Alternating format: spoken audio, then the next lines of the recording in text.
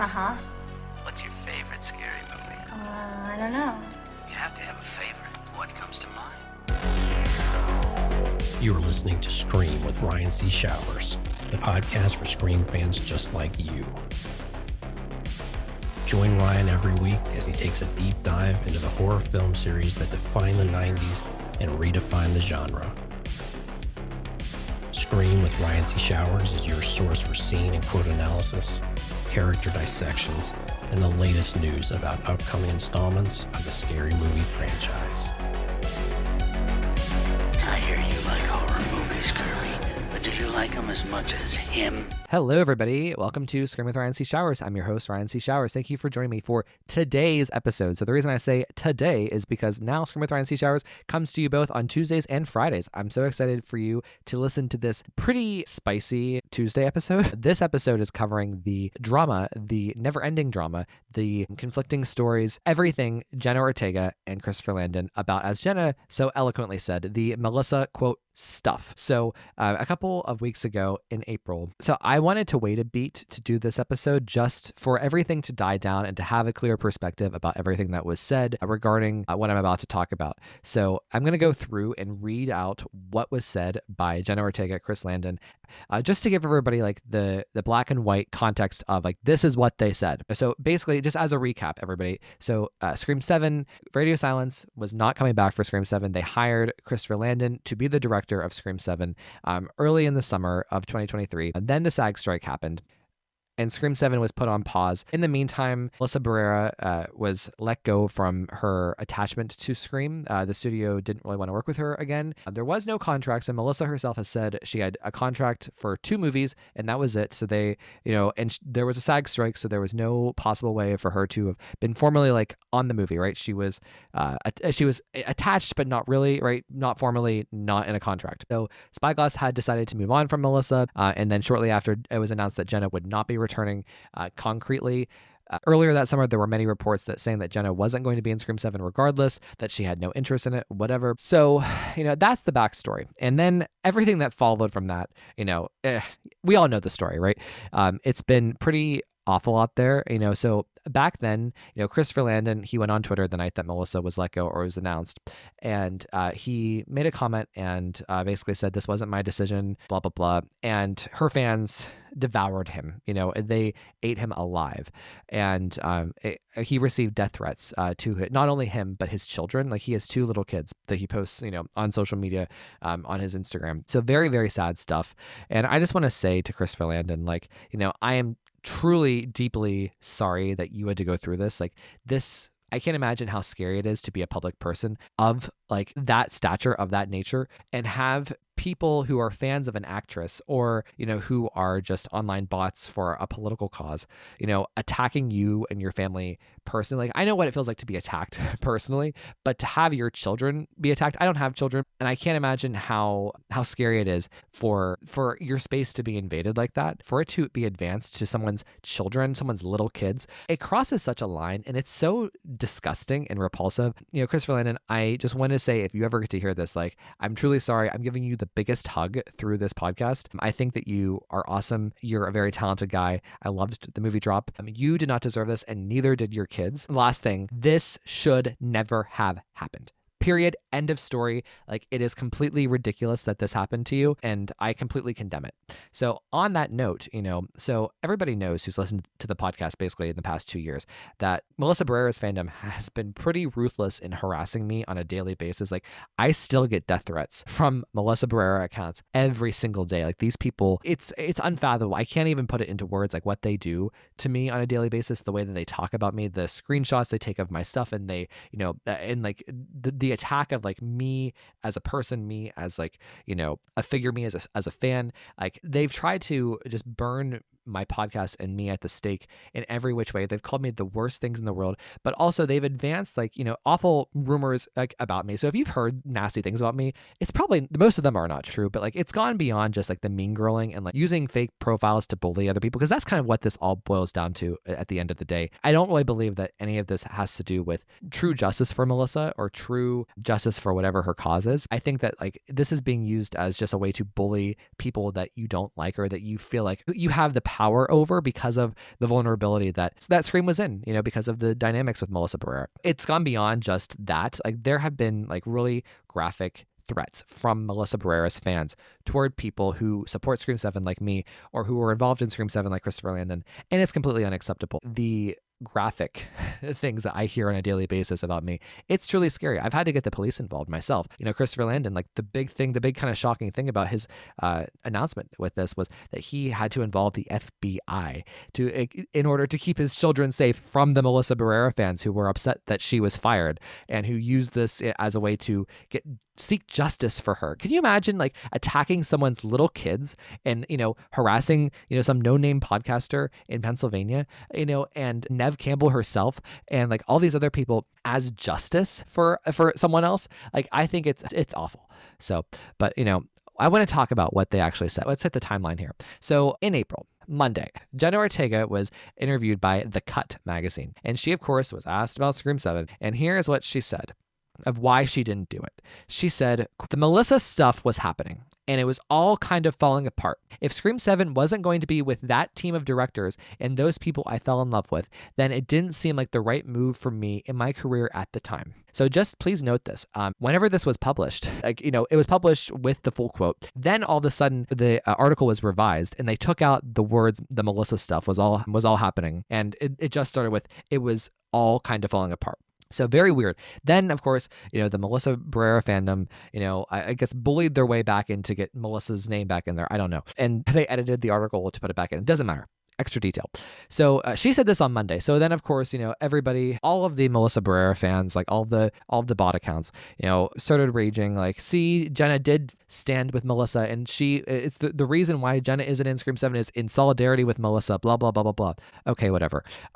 So then Tuesday, the next day, Christopher Landon was doing a podcast interview where he was promoting the movie Drop, and he brought up two things that were very, very vital. So first was he completely contradicted what Jenna Ortega said here. So what Jenna Ortega alluded to here is like by including the term Melissa stuff, again, so eloquent, by saying that, she was kind of implying that she didn't leave Scream 7 until Melissa was gone, and Melissa wasn't gone until October, right? So, or October at the earliest, November at the latest, but Landon was coming into Scream 7. He was signed on in August. He was announced August 2nd. I get the sense that he was announced much later after he was signed on. So anyway, so Chris Landon comes out and he says, when I signed on to the project, I was told Jenna Ortega was out. That was one of the first things they told me right when I signed on. And I was like, oh shit, really? So that was a bit of a shock to me. And so at the time we were trying to figure it out. How do we make another movie without her? How do we manage that? So then also he went on, he was asked about his experience with Scream 7. And he specifically talked about how bad things got for him and his family. He says, I got messages saying, I'm going to find your kids. I'm going to kill them because you support child murder. The head of security at various studios and the FBI had to examine the threats. It was highly aggressive and really scary. I decided I didn't want to give any part of myself to that. For me, it was not worth it. I would rather put my efforts into something else where I could feel appreciated and respected. The hate and abuse really spoiled it for me, and I lost the love of the idea going forward.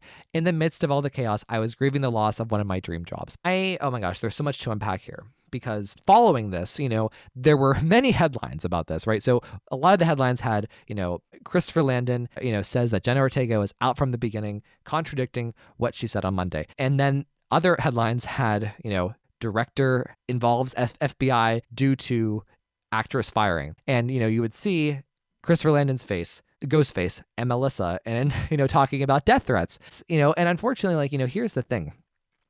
For me as somebody who went through a lot, like I went through a lot last year with the Melissa Barrera fandom. And this, what Landon says here, where he says the hate and abuse really spoiled it for me. It took me a lot to maintain that Scream wouldn't be spoiled for me. I'm glad that I didn't lose the love for Scream or this podcast in that experience, but it makes me really sad that Christopher Landon went through this and that he lost the opportunity to direct a Scream movie. Now, do I think he is right for Scream? I don't know. I think that how everything ended up is how it's supposed to be.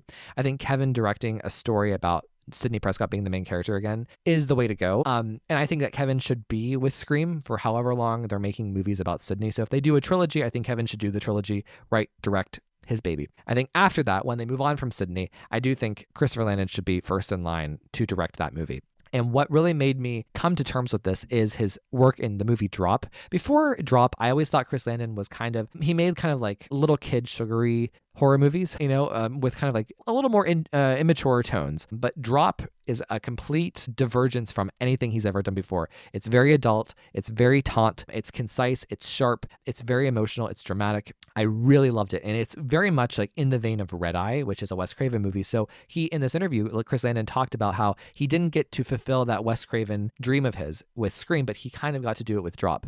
And I think that's very beautiful. And I think that that's good that he got to exercise these muscles and develop a darker tone and a darker aesthetic with Drop before he would get another opportunity to do Scream. And I think that continuing to build your resume and your work before you take on a project like Scream is great. So again, I think once Kevin and Sydney are done with Scream, I think Landon should be first in line. But it's really scary about these types of threats and harassment that Landon received, that I received, and that other people receive. Because for instance, my governor, Josh Shapiro in Pennsylvania, his house was literally set on fire by somebody due to the similar topic. I mean, that is somebody who takes a threat and carries it out. Apparently this guy posted on social media and stuff, whatever, it doesn't matter. But it just, the Josh Shapiro thing, my governor, happened around the same time that Christopher Landon's statements went out. And it just was such a moment for me, oh my gosh, this isn't just online stuff. And I never treated it like it was just online stuff. Again, what the Melissa Barrera fandom has done and how they've acted toward people like Christopher Landon and me and Nev Campbell and other people, it's been completely repulsive. It's completely unforgivable. It's completely it should never have happened. There is no decent world where this is acceptable or okay. And to think about something my governor, Josh Shapiro, he and his kids were put in danger because of a deranged activist. And that is scary, And I hope that this is, the thing about Christopher Landon and what he did here, though, let's bring it back. I think it's really important that he spoke out on both of these fronts. One, kind of bursting the bubble of the Jenna of it all, right? I'm not saying she's a liar. I'm not saying he's a liar. I don't know who's telling the truth.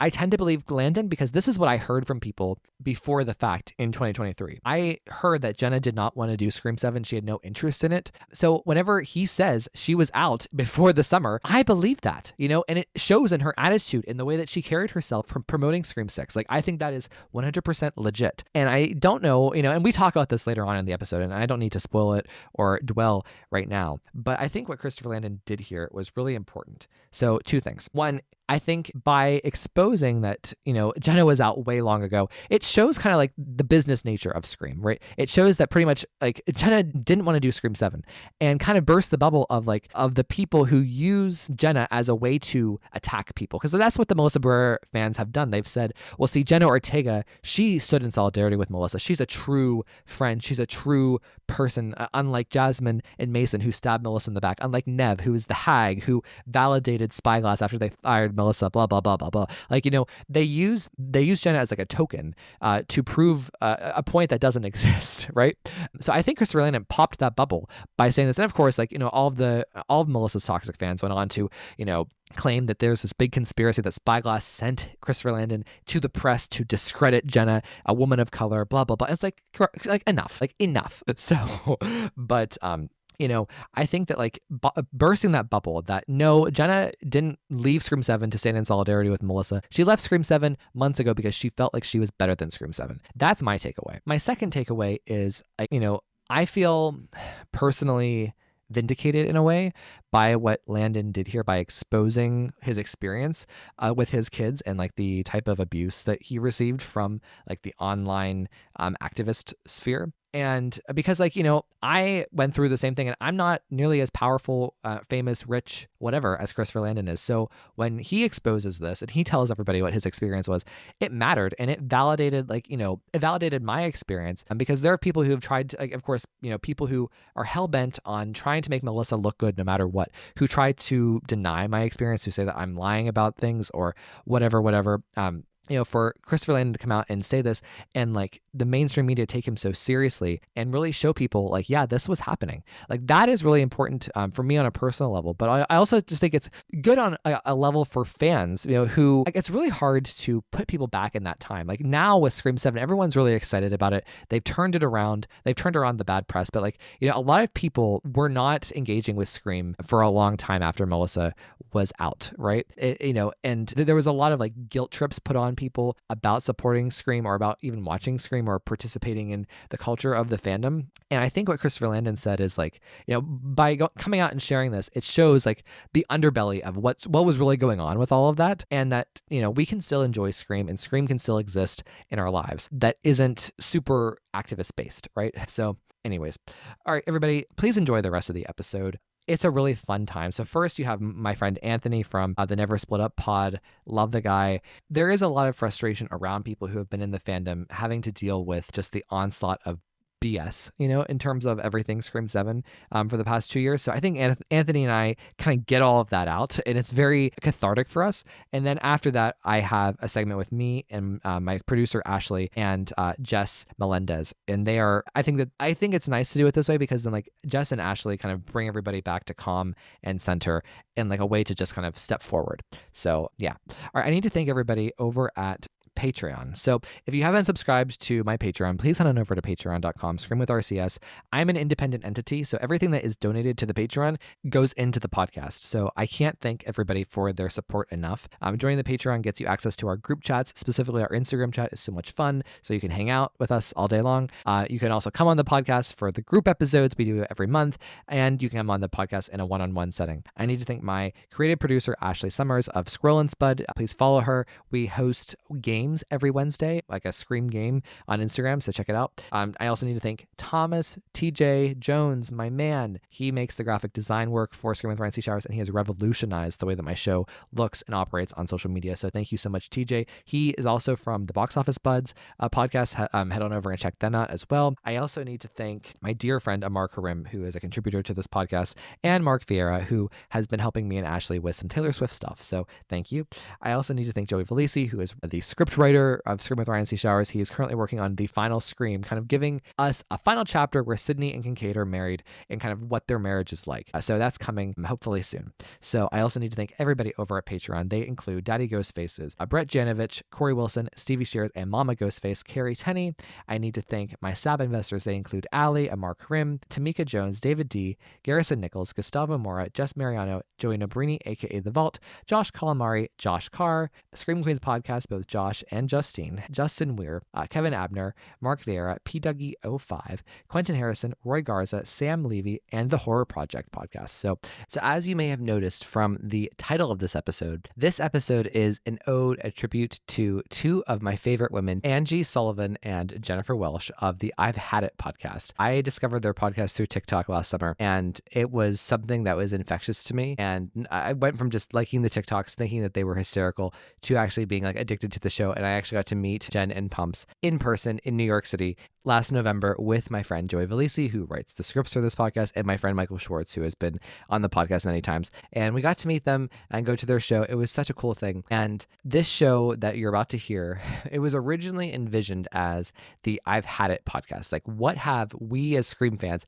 had it with in terms of the discourse with the fandom right now? And as we got news, that changed, but I still wanted to incorporate the I've Had It spirit into this episode because much of what we are talking about is an I've had it. So first of all, I will kick us off with saying I've had it with the drama from people who are not even involved in Scream 7. So bare minimum. And that is like the theme of the episode, right? That if you want to summarize this episode in a Wikipedia statement, that is it. But let me go a few steps deeper because like the original kind of like I've had it that I wanted to proceed with this episode, and that it's still in this episode. I asked every single guest about it. But one thing else I've had it with is I've had it with the people, specifically the Scream 6 people who believe that Chad and Mindy must survive Scream 7 just for the sole purpose of reuniting with Sam and Tara down the road in Scream 8, in 10 years, in 20 years, whenever they subjectively believe Melissa and Jenna will return to Scream, which I don't think, after you listen to this episode, probably not going to happen anytime soon. We can't make decisions based off of the what ifs and, our sugary sweet, non-cynical parts of our hearts. Like, I think this is a horror film, and like they are supporting players. And like the thing is, like, I think that it's insulting to Chad and Mindy as characters themselves to say as though they are not allowed to participate in the main plot of Scream 7 or be on the chopping block or be in danger because of Sam and Tara. Like, I think that is ridiculous, and it minimizes them. It makes them just a part of their story. Whereas by being in Scream 7, they are inherently stepping out of the core four and into their own individual, unique people. And I love that. And I just think it's silly to say that this is a necessity. We can't plan our lives around this elusive idea that the core four is going to magically reunite one day, rather than dealing with the movie we have in front of us and building off emotional arcs and characters as they are by themselves, not part of this weird buddy friend group. I don't like that. I've had it with it. I've had it with because again, part of the reason that Scream is so special is like the characters who die, at least in Wes Craven's films, like there was a sense of like finality. There was a sense of emotional, integrity. And, think about Randy Meeks' death. Like, that death is so important. Like, and like to say that the twins can't even be considered to be important enough to the story where they could be killed, I think it's kind of insulting to them. It's insulting to Mason and Jasmine, and it's just insulting to the characters themselves. So I think it's so cool that Mason and Jasmine get to be a part of this movie and really define Chad and Mindy outside of in my opinion, very forced idea of the core four. So that is my I've had it. And we're going to hear many more throughout this episode. Everybody, thank you so much, and please enjoy the rest of the episode. Hey, Anthony. How's it going? I'm so excited to be here. I'm excited to have you here, and like I'm excited that you're here for like such a substantial, like newsy kind of topic, because the last time you were on we covered like the horror movies of 2024, and we did all the rating episodes, like the television episodes. By the way, I get so many compliments on those episodes, so you should be proud, because thank you. People all the time, like, whenever I ask, like, sometimes in the speed round, I'll ask, like, what's your favorite memory of the podcast or something? And I get that I get the TV episodes all the time. So you were a part of most of them. So thank you so much. I had so much fun doing that. I hope to do more like that, especially when the new movie comes out. Oh, yeah, for sure. So, all right, my friend. So we are here to talk about something very serious. But before we get there, Anthony, I have to ask you, what have you had it with recently? Oh, I have had it with like hypocrisy. It's my major thing I've had it with. I've had it with people who say they don't care about Scream, post about Scream every 5 seconds. I feel like they talk about it more than us. I've just had it with people harassing people like us and working actors just doing their job. We'll get into it, but it's just, I'm tired of hypocrisy and people who are in their parents' basements thinking they know what the real world is. So it's just kind of sad. And the harassment, I mean, it's just out of hand. We'll get into some, like, literally up to the point of death threats, which is just wild. We're talking about slasher movies here. Yeah. And, it is something very serious. On the one hand, you can treat these people like they're a joke. And I think that, like, there is a place to do that. And I think it's a good place to just ignore them. But, like, I have dealt with some scary shit over the past year and a half because of Melissa Barrera. And that is so ridiculous and unfair. Also just for Melissa, like, can you imagine having your name and your legacy wrapped up in this, And I think, unfortunately, this is what I don't, let's just say Melissa was let go for another reason, or the studio just didn't want to work with her, or there was no explanation, or no outs. I think that perhaps this wouldn't be happening, perhaps because it is politicized. It's that is where all this comes from. But it just, I don't know. What are your thoughts? I've also had it with every single little thing being politicized. It's just, again, we're talking about slasher movies. And listen, I'm not cool with how she was let go, but I would use the term let go over being fired. Because listen, there's so many different sides. Even with her, like, she's done interviews where clearly she's been upset. She's like, she had to go back and work on Abigail, and she was scared she was to get offers. But then you have another interview with Perry Nembroff, and she's like, I was contracted for 2 movies, and I did my contract. And she was like, I'm sure she knew she was planned to be back, and they might have had a script, but it sounds like she never signed on the dotted line for 7 for a contract. And it's not like she was on set and she was fired. Like, okay, you're done, you're fired. She was let go. It just didn't work out, and they didn't want to work with her. And newsflash, these CEOs and heads of companies, a lot of them don't get to those positions by being good people. I mean, we're in the real world. Like, people get let go every day who people don't think they should have rightfully been let go. Melissa Blair is not the first person this has happened to. It's just what happens in life, and it's been almost 2 years. Yeah. She's moved on. She has been signed on to other projects. So people harassing people for just being working and coming onto this major franchise, it just cracks me up. Like, move on from Scream. If you don't want to watch it, you don't want to be part of it, move on and stop talking about it. It's amazing the amount of energy that people put into being negative. Because, and again, and this is where like the poison is, I think, is they think that they're doing something noble and righteous by doing this, by harassing people, by sending death threats, that like it is going to be some justice for Melissa or her cause or her posts. And that's ridiculous. You said, like, first of all, everything you said there, I completely agree with. Beautifully said. Has she moved on? Like, I don't think that calling... We'll get into that yet. I don't, in my opinion, someone who has moved on from something doesn't call their previous franchise or equate them to pedophiles like Woody Allen or whatever else she said back in December. Weird. So let's get into it, because I'm glad that you actually started with that, and we should really like remind people of this. Like, so, and this is an animating thing, and a lot of people have taken the position that like, oh, we should just move on, none of this matters. But at the same time, like, this was a very consequential thing that happened, and it has affected a lot of people, like Christopher Landon, like me, like Anthony, like a bunch of people, even everybody who's been involved in Scream and who loves Scream and who has followed, hearing these details come out and seeing the stories unfold, it's cathartic in a way. Like, I know it sounds silly because it's, it's all just a fandom and it's part of this like franchise, but like it's, it does matter because of the weight that was put on things and like the judgment that was put on things based off of like where people allegedly aligned. I think it's really important for us to have this discussion. 100% I agree. And this is just what performative activism looks like. They're not doing it for a cause. They're doing it because they have this, in my opinion, unhealthy attachment to an actress who... I have actresses who I love, I'm obsessed with their work, but it's just they're doing it because their actress got let go of a franchise that they're clearly also obsessed with. They keep talking about. They're not doing it for any cause. And they're sharing these trailers and these posts for other movies and studios that have the same ideals as Spyglass. So again, the hypocrisy. And just stop politicizing. Just move on. You're making yourself look dumb and uneducated.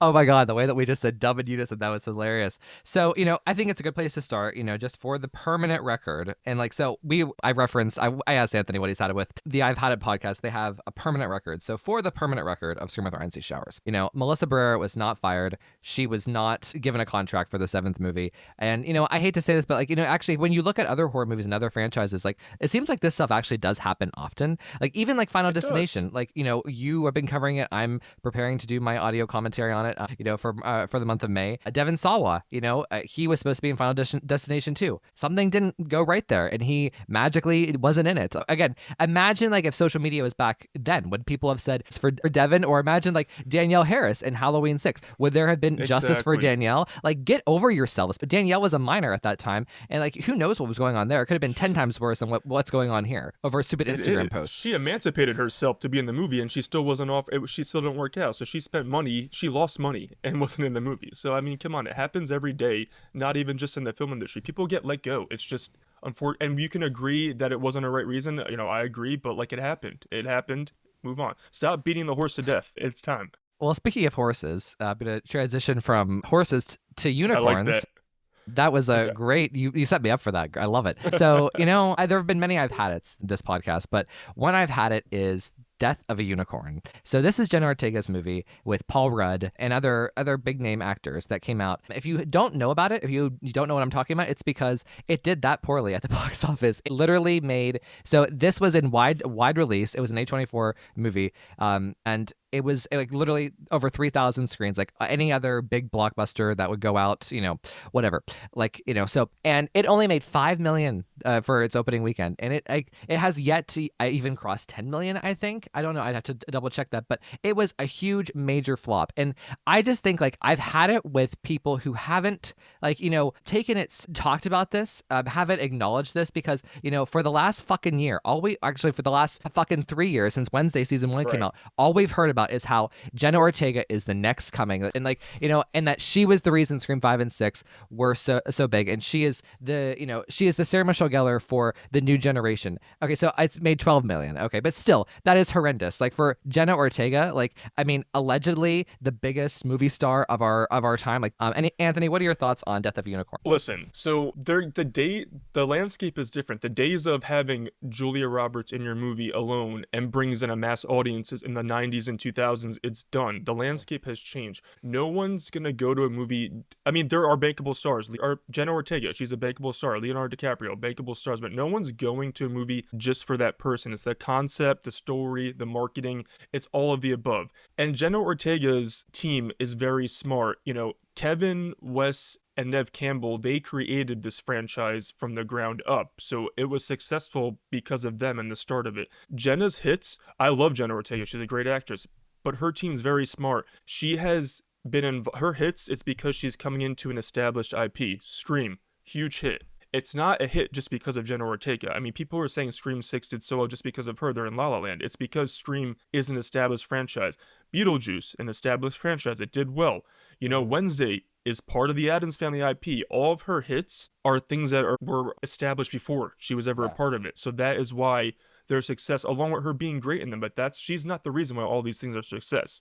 And listen, Death of a Unicorn, it's not going to do these kind of numbers. It is more of a niche A24 movie, but it is also more of a mainstream A24 horror comedy. So while I didn't expect it to make, 25 million opening weekend, I did think it should have made, with Jenna Ortega in it, it should have probably made closer to 10 million if people are saying she's this huge bankable star. So I just don't buy the nonsense. And newsflash, Neve Campbell, Sarah Michelle Gellar, and Jennifer Love Hewitt were just as big as her in the late 90s and early 2000s. So it's just, you can't have a movie be successful just because Jenna Ortega in it. These people are in La La Land. It's crazy. Imagine if Courtney Cox or Neve Campbell had starred in a movie that was in wide release, 3,000 screens across the United States and Canada, and it made 5 million its opening weekend and 12 million total. The way that they would be villainized and deemed has-beens would be... I love that you brought that up. It would be a wash of, it would just, all we would see is this toxic nonsense on Twitter. And again, like, I just, and it all starts, like, and the reason why we're saying this is not because Anthony and I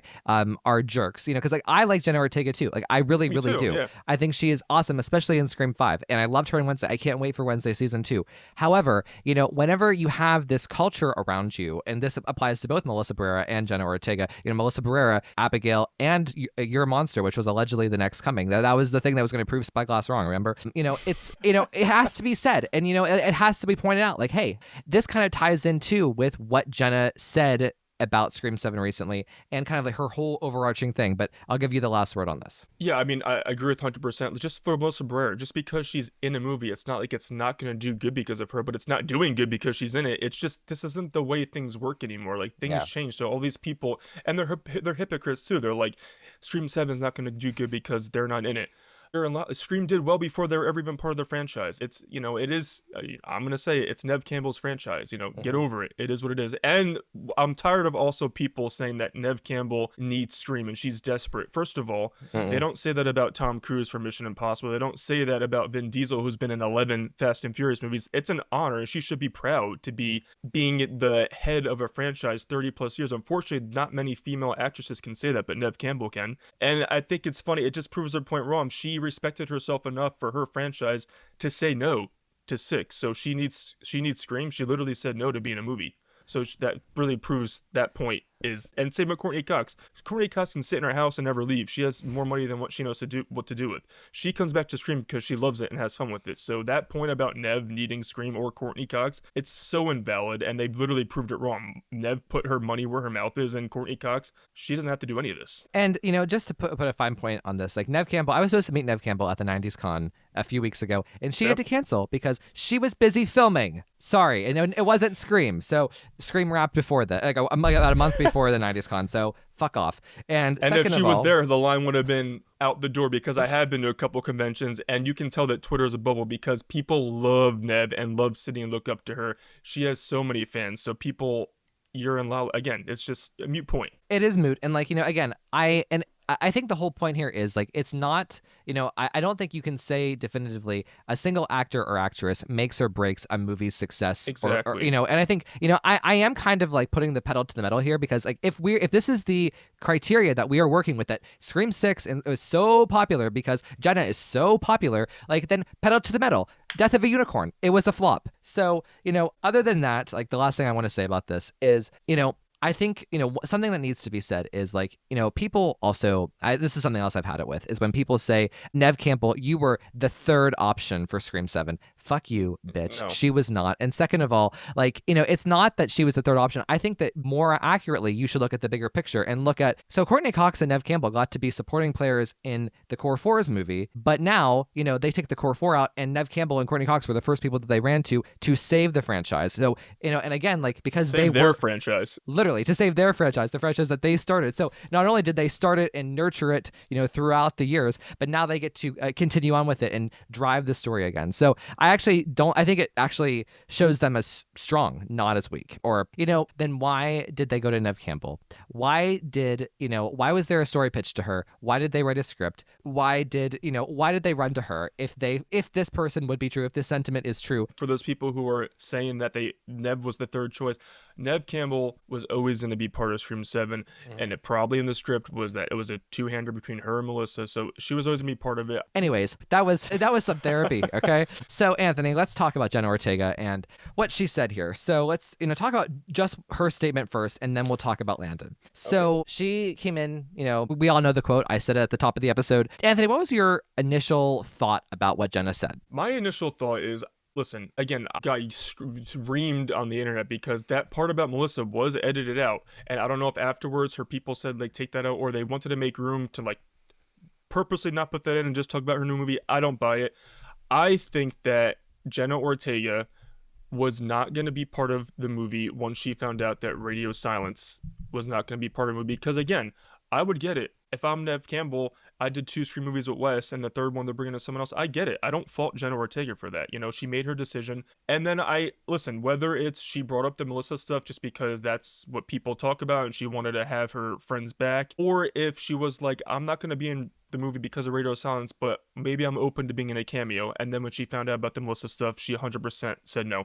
We're not going to know the truth, but it just does sound fishy when you have all the original statements. It was because scheduling, and then I think it's because Radio Silence moved on and she booked herself after that. And then whatever happened with Melissa was separate. And even if it wasn't, she was so opening to come back, it was going to be a 5-second cameo probably, and then but it's just the way she said it, the Melissa stuff was happening, kind of falling apart. It wasn't falling apart. It just, Melissa was not a part of it anymore. So it doesn't all line up. And listen, I love Jenna Ortega, but I think that it's mostly because of Radio Silence. And I think the way she worded the whole thing, it's almost like I feel like her publicist should be telling these people before they, like, stop bringing up Scream. If they're moving on from Scream, why do you guys keep going back to Scream? It's desperation, in my opinion. And I think it's going to come to the point where Jenna and Melissa are going to have to say, like, yo, you crazy fans, just stop, because you're causing all this havoc. And they should be embarrassed that these are the people supporting them. Yeah. And honestly, and less so about Jenna, because her comment is so half-assed to begin with. Like, who cares? But, like, I think Melissa is really, like, she should be embarrassed that for the 24-hour news cycle that every magazine had Chris Landon's face, Ghostface, and her face with death threats, and FBI involvement because of someone's firing. Like, that should be absolutely humiliating. And, like, as somebody who, like, was, like, stalked, harassed nonstop, relentlessly, like, and, like, the graphic, violent threats that people have said to me and still say to me on a daily basis because of Melissa Barrera is it's pathetic. And, like, I feel like, on one hand, people always say, oh, well, she can't control her fans, blah, blah, blah. Here's another thing I've had it too. Like, people say that, oh, well, Neve Campbell didn't stop the, whatever, how mean people were to Melissa back then. Well, Neve should have spoken up. Fuck you. That is not the same thing. Neve Campbell fans, there's no evidence that allegedly Neve Campbell fans, I don't think that Neve Campbell fans stands are the same thing that we're dealing with here. Actually, the Melissa Barrera fandom, these profile pictures with, Sam looking badass and cunty. No real faces. Yeah. No actual people. Yeah. all and what we would normally consider burner accounts, right? Like Right. hundreds of them of just her face in tweeting about Palestine and tweeting justice for Melissa Barrera and harassing me, Christopher Landon, everybody, who would say anything nice about Scream 7. Like, that is not normal. Something's fishy there, but there's no equivalent to Nev Campbell and what happened with Melissa in Scream 5. Now, I agree. Melissa had a raw deal after Scream 5. People were mean to her, but at the same time, her performance was hugely criticized too. So you can't sit here and say that like people being discontent with Melissa's acting performance, which there are valid criticisms there. There are some people who I'm dear friends with who think that she was garbage in Scream 5. I do not. I supported Melissa at that time. And look where that got me with her stupid fandom, right? So like, it's like, I don't think what happened to Melissa is the same thing that what's going on today, where Chris Landon has to contact the FBI because her fans are threatening his children, and like I have to call my local police about these threats that I'm getting, and people posting my address online. Like, that is some fucked up shit, and unfortunately that is part of Melissa Barrera's legacy. It's hard. What about maybe I'm not coming back because of all the Christopher Landon stuff going on? Like, there's death threats because of this. It's crazy. I just think, and listen, it's been, this November will be 2 years. It's just really pathetic that we're still even have to discuss it, because move on. Move on.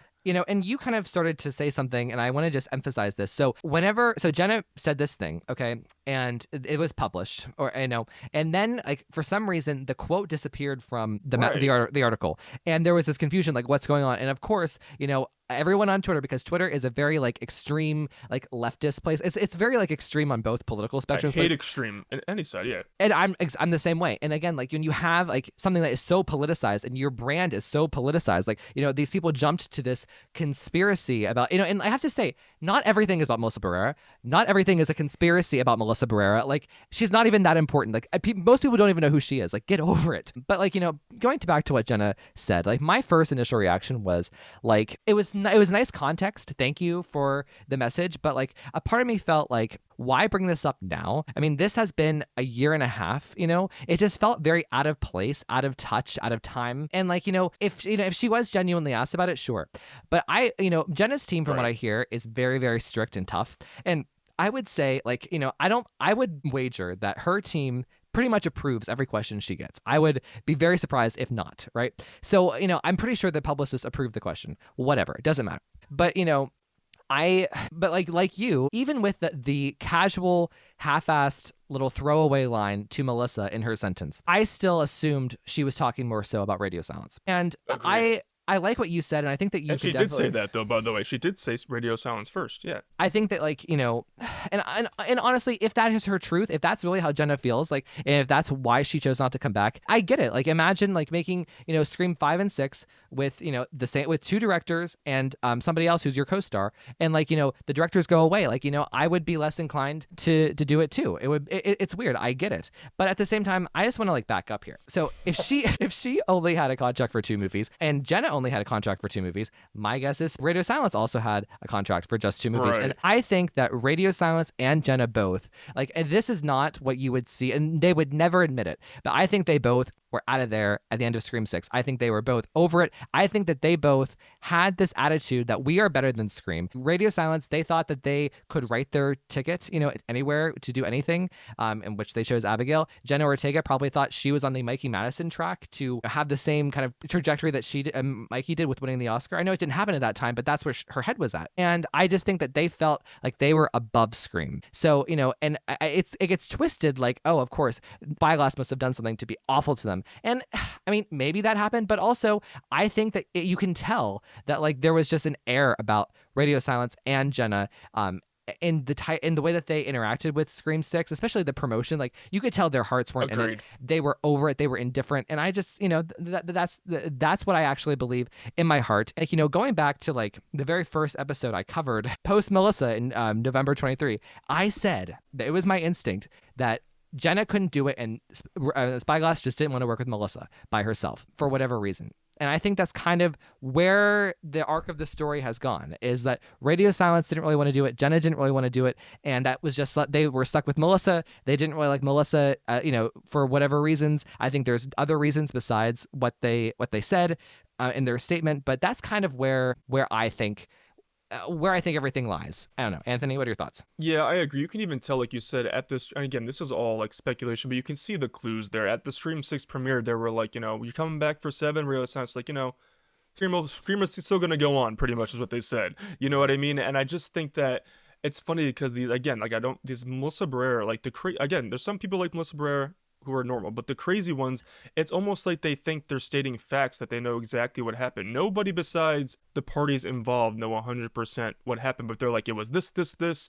and everyone else who says anything else, it's, screw them, and if you support Scream, you're the worst person in the world. It's just like, you don't know what happened for sure either. And again, move on. So I just think, I'm on your page. I think that Radio Silence, Jenna, it didn't work out for Scream 7 for whatever reason, whether it was money or they wanted to do something else and Spyglass wanted to do Scream 7 right away, or they were just like, all right, we did 2, we're good. It didn't work out. And I think that then the Melissa stuff happened, or Radio Silence, Spyglass was like, I don't know how we do it with just Sam or whatever happened, but it didn't work out. Yeah. And it is what it is. So, and I got this message from a Patreon, and I'm going to choose to have this person be anonymous, because I think that like this is where actually a lot of people are at. So I'm just going to read it out loud. Okay. So, So he says, or he or she, or they or it said, I wish that the Barrera and Ortega stuff would stop being associated as Scream 7 news. It's not. It's not news at all. It's cattiness at this point. Scream is not about them.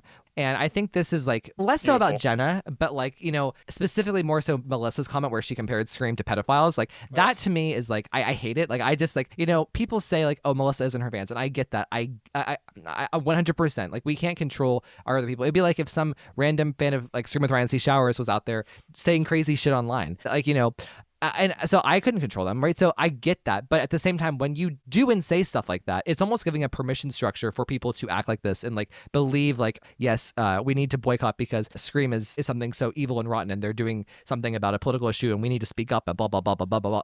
And also, one thing I've heard from people who are in the know. So first of all, I heard the fact that Jenna had no interest in being in Scream 7 and that she had this attitude. I heard this back in like summer of 23, even like during the SAG strike before, this was very well known that Jenna Ortega did not want to do Scream 7.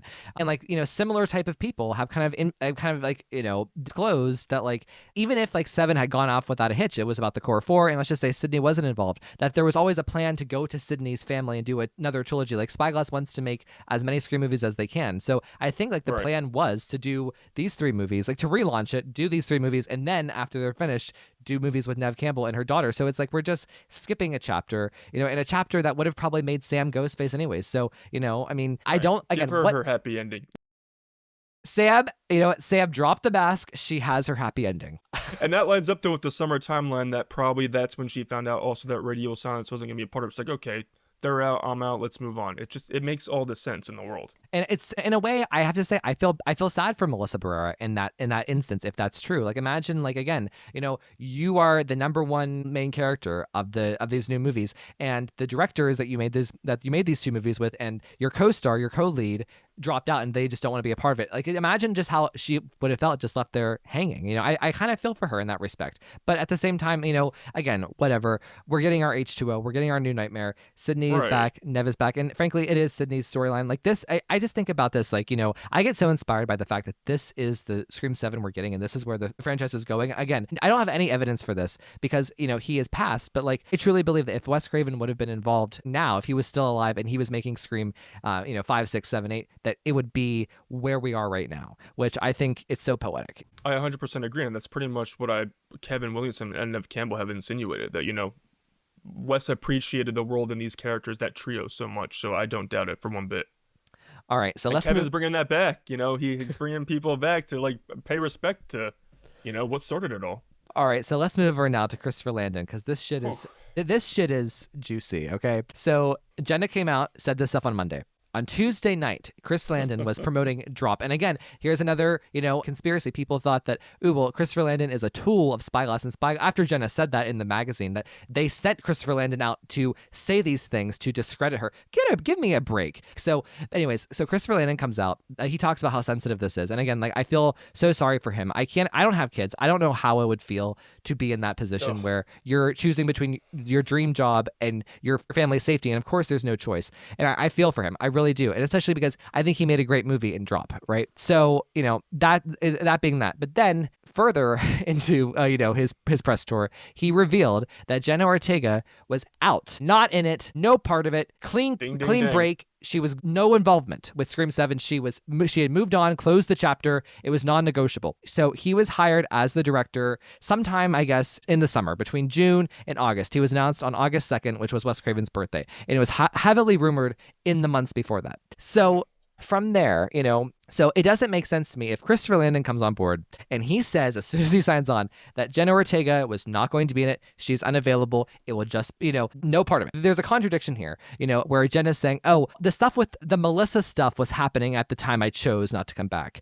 The Melissa stuff, so eloquent, right? Stuff. I love Gen Z. The Melissa stuff happened in November, or I guess October to November of 23. So, Landon was in August. So Anthony, what do you... already that she was... The timelines aren't adding up. And he's the director, so he needs to be in the know about these things. And clearly it just solidifies the point we're making that Jenna Ortega was out way earlier before the Melissa stuff, and it puts that to rest. And that's why everyone was freaking out in that story, like, oh my God, how can it, they're freaking out because their narrative is getting thrown out the window. And it is satisfying seeing it because everything is not about one actress. And I just love, going back to the death threats, it's like, death threats aren't okay, they're saying, but Justice Melissa Barrera. I'm like, it's comical at this point that it's not sane. So yeah, I think it lines up with the timeline that he knew that she wasn't going to be it. He said, I thought that was crazy that she's not going to be in it, but I had to work with it. So it's just, she was never meant to be in the movie when Christopher Landon was attached, which was months before November. Yeah. Yeah.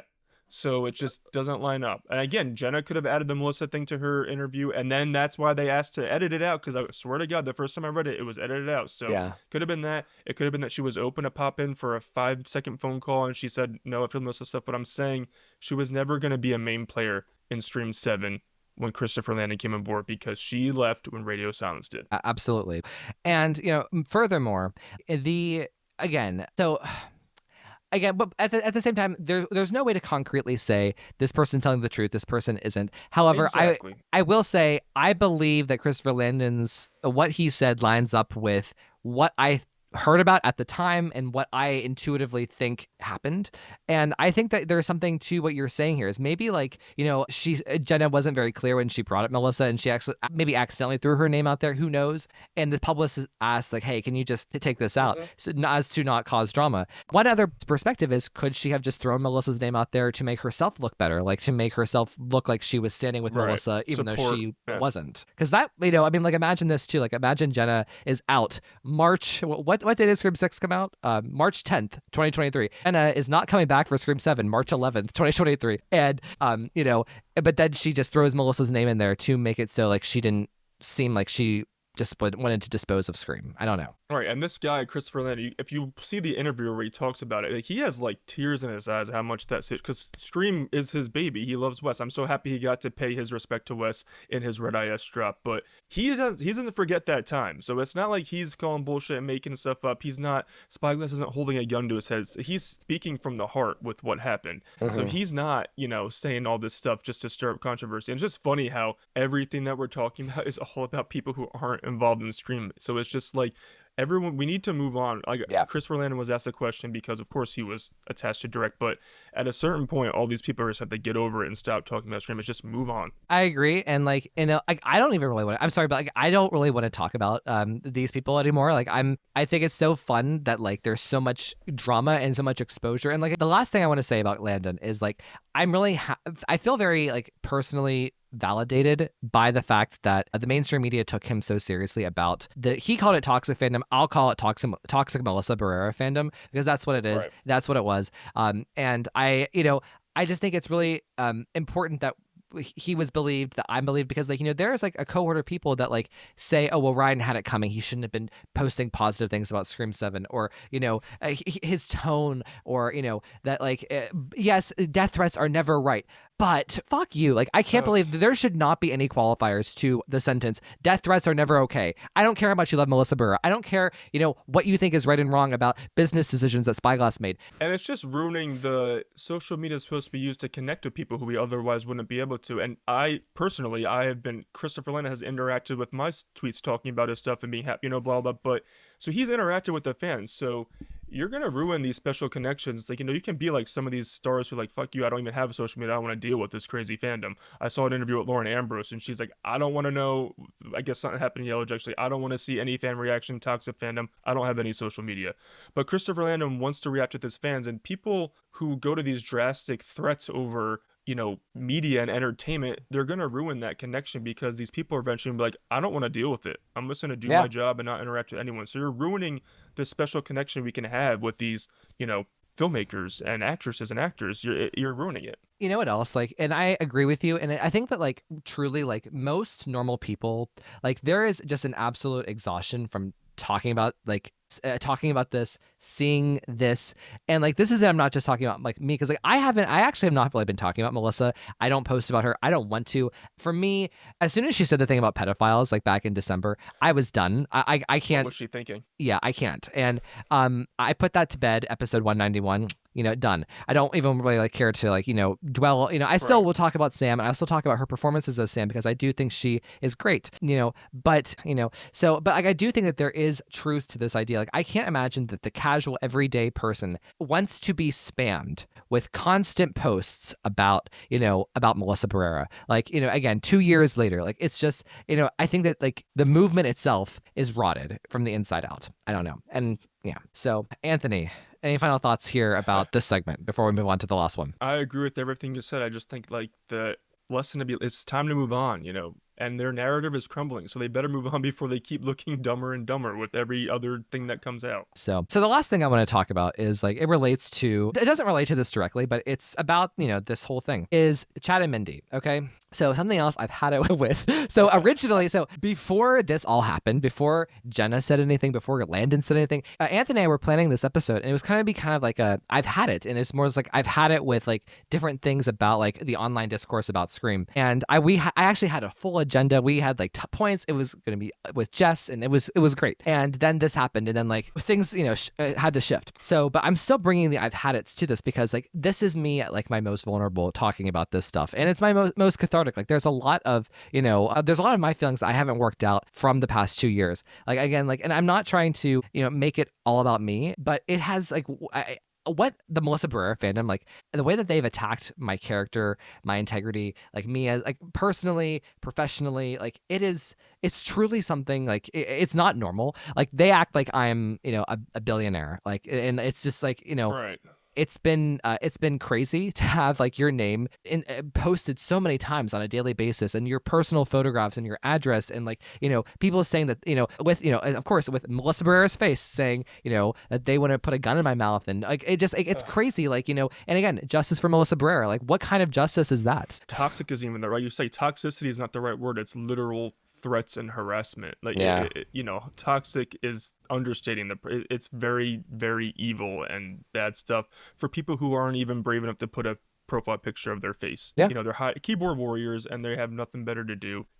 But and then with the Chad and Mindy and Yes. Jasmine and Mason stuff, everything before they were announced for Scream 7, it's like, thank God the core four stuck together. And then once Mason was announced, they're literally posting crossouts of his face. It's just the narrative crumbles. And then Jasmine was out there, oh, we can't count on. It's just like, you're making yourself look so stupid. Yeah, Every day. They are, and like isn't, because like if they wouldn't have been in it, if they wouldn't have been asked, they would have called the movie racist. That was already the baked in narrative. The fact that like even though Melissa and Jenna were gone, they didn't even ask for Mason and Jasmine to come back. Okay, so they asked, and they happily accepted. And now they're still But so this kind of like we're gonna like ease back into the content of Scream, which is this idea of the core four, which I've had it with. I mean, that's like the biggest I've had it like of like the past 3 years, as I've had it with the core four. But like, more specifically, like I've had this thing where I've watched Scream 5 and 6, and I'm like, ooh, I really like each of these characters by themselves.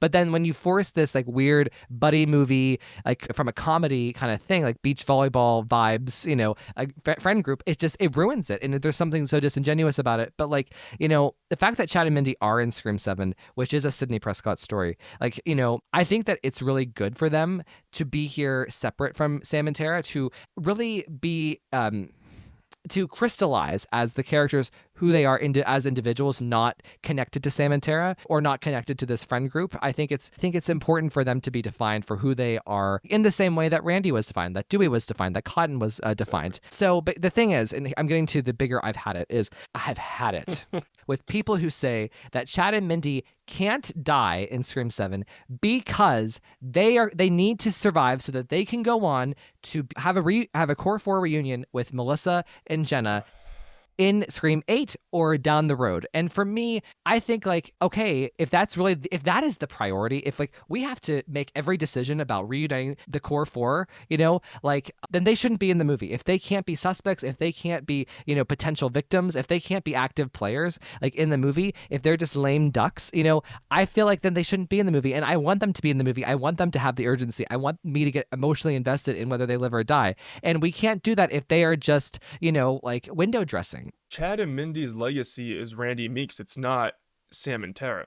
They are justifiably should be part of the story because they have that legacy that goes back to Sydney and Scream 1 with Randy. So they are part of the crew without Sam and Tara. My issue with Scream 6 was they were not in a scene, like you said, Tatum, Randy, Dewey, Gale, they all have scenes alone without each other in Sydney, so they feel like actual characters. One of my issues with 6 was every part of the movie they are in, it's in service of Sam or Tara. They don't have alone time to, branch out to be their own characters. It's all in service of them. So it didn't feel real. So that's why the core 4 stuff, I'm like, oh, you're hammering on me too much. It didn't feel real. With Scream 7, they can grow as their own characters, detached from the core 4, and they deserve to because, again, they are part of the Randy legacy. It's not like they're just in the movie waiting to survive to be reunited with Sam and Tara. And again, another issue with 6, neither of them died, and they could have had all-timer death scenes. They could have meant something. So to say they should be just kept alive, just to be kept alive at the hopes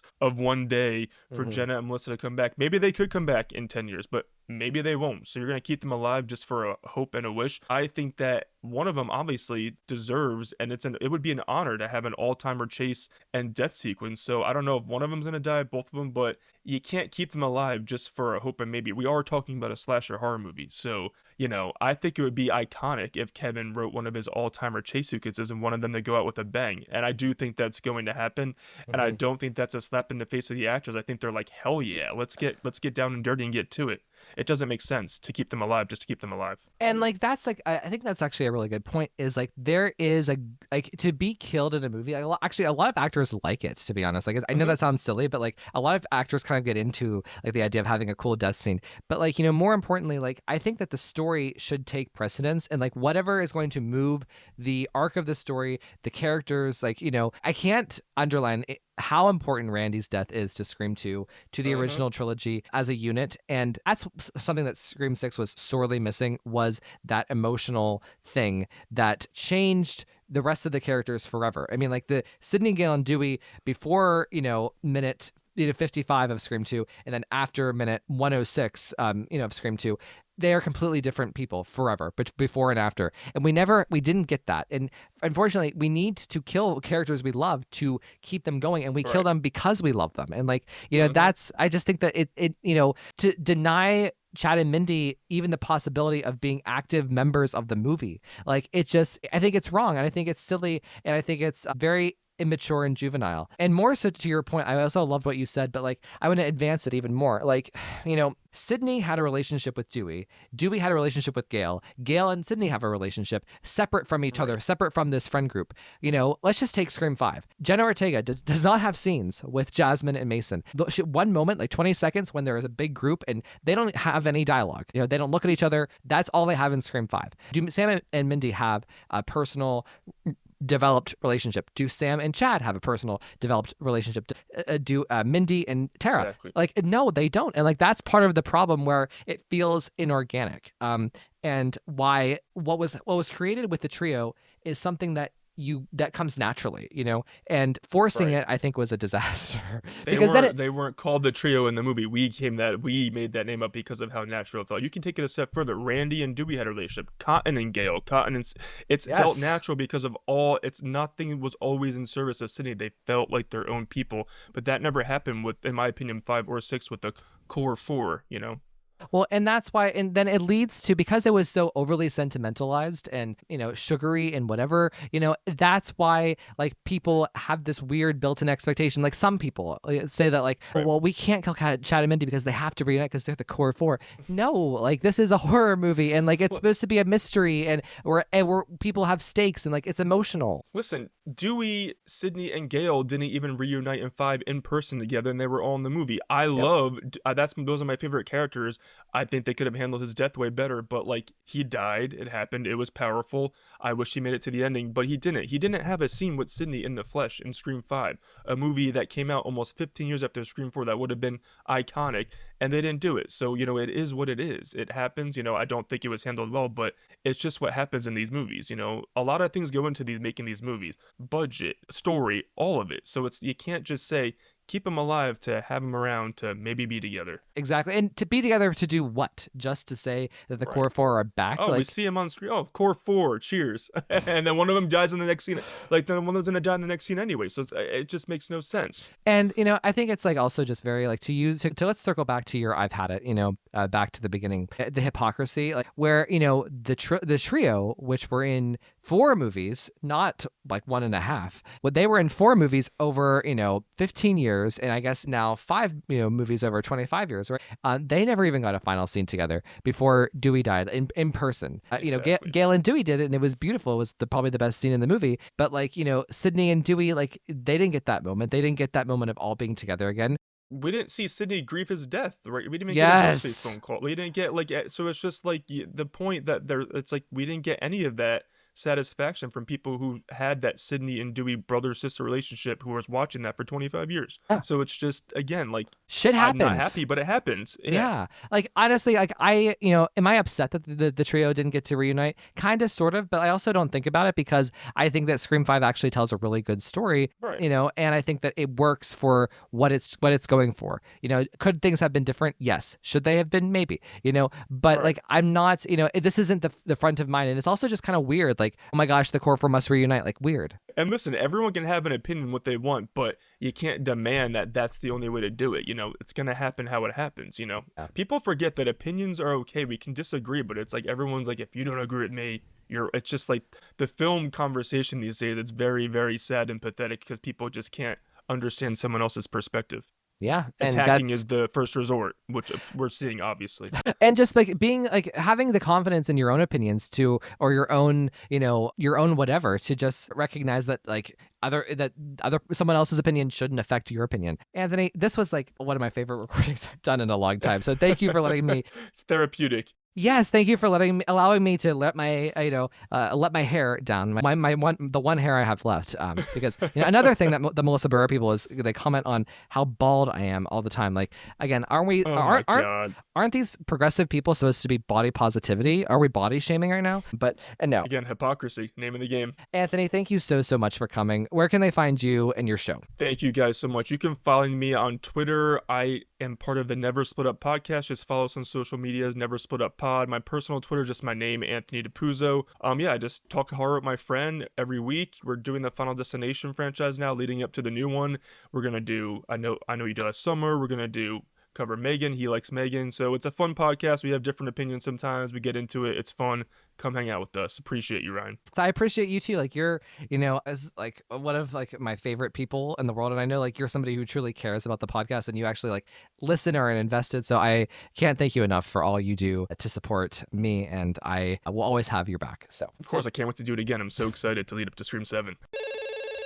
Hello, everybody. Welcome to this next segment of Scream with Ryan C. Showers. I'm your host, Ryan C. Showers. And oh man, look what you made me do, people. So I'm sitting here with 2 of my besties. I'm sitting here with my producer, Ashley Summers. Hey, Ash. Hello, Ryan. How are you? I'm well. How are you? I am good, thank you. Happy to be here. So, Ash, tell everybody where they can find you and your Etsy store. So you can find me at SquirrelAndSpud9 on Instagram. There you'll find a link to my Etsy store where you can find Scream, Buffy, a bunch of Sister Wives, whatever you want type of merch. And there you'll also find, that's where my Instagram is, and you'll see some fun memes, and Ryan and I do a Scream game of the week. So every Wednesday. So hopefully you guys can come check it out and see if you can get the Scream Game of the Week every Wednesday. And Ash, you can report, tell everybody, how do I do at the game?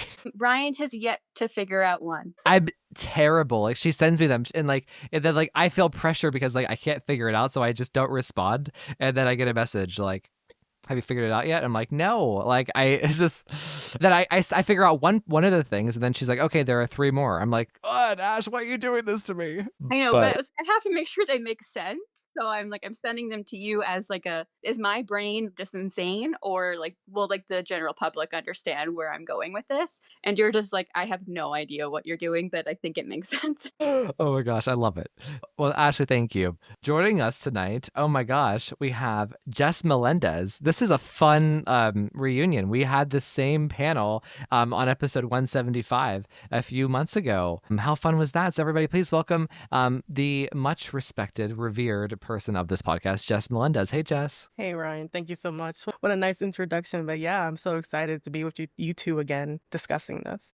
Well, we're on it's just like the way that our faces are sorted on the video. It's just, I said I feel like we're like the Charlie's Angels right now. Like, I'm Cameron Diaz, and like we have like Lucy Liu, and like we have Drew Barrymore. Like, I pointed to Ashley for Lucy Liu and Jess for Drew Barrymore. So I like it. I think this is nice. So I couldn't do this episode without Jess. Like, whenever this was happening, I was like, there's one person's opinion I absolutely need to have on this show, because ironically, like Anthony and I were going to record this episode before stuff happened, and then it just, it happened. So, okay, so everybody heard the news that I announced in part 1 in terms of Christopher Landon, Jenna Ortega et al. And so there's a lot going on here. So, but before then, I just have to make reference to something that Jess and Ashley and I experienced at the group Zoom a few weeks ago. So Jess has a way with words, and she used the phrase duality of womanhood. And I feel like Ashley and I were talking about it afterwards. And like Jess referenced Gail and Sydney as they represent like the duality of womanhood, like the 2 different types of women. And I feel like, and then Ashley and I were talking about it later, and Ash is like, that's also me and Jess. So I just wanted to bring that up because, it is what it is. Jess, do you want to explain what you believe the duality of womanhood is? Well, yeah, thinking back to that Zoom, I think what I was trying to convey was that, through Scream, Sydney and Gail sort of like fulfill that spectrum of womanhood and sort of allow like this full humanity of women to come through, which, I feel like is so important. And that's why I don't understand why people either pit them against each other, say that one is more necessary than the other.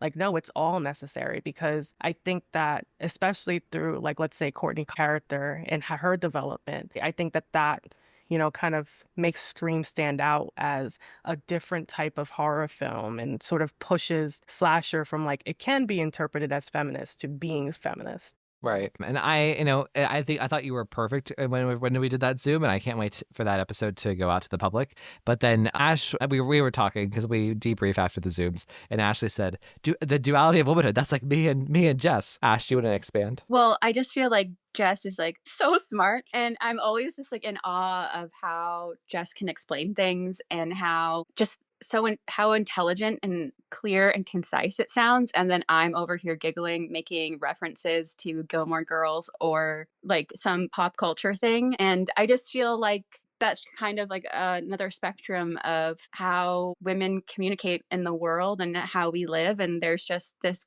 cool duality of our personalities coming out with our opinions, and we pretty much have the exact same opinion, and we just are explaining it in a different way. And I think it's fun to have these. There's not a lot of girls in some of the horror communities, I find. Which is funny because so many of the movies are about us or they feature us. And I hope to have more women come out and come forward about their love for horror. But I feel like it's really fun for me to listen to what Jess has to say and all of her opinions. And I just am always just in awe of how she explains things. So I just feel like there's a mutual respect there. And I don't see anybody being like, oh, Jess and Ashley, we have to pit them against each other in like their opinions. And that's because our community is so like beautiful. But like Jess was saying, they seem to do that for women in media and women in film. And I just think, I don't even know how to word it, but I just love this community so much. And I love hearing Jess's perspective on things, and then me giggling in the corner about squirrels. Well, no, you guys are very different, like in terms of your personalities, but like I love you both like so much. Like you both are like 2 of my favorite people to do podcasts with and hang out with. So, I mean, like, I definitely get it. Like, there is a duality of womanhood here. Jess, is there anything you want to say before we move on?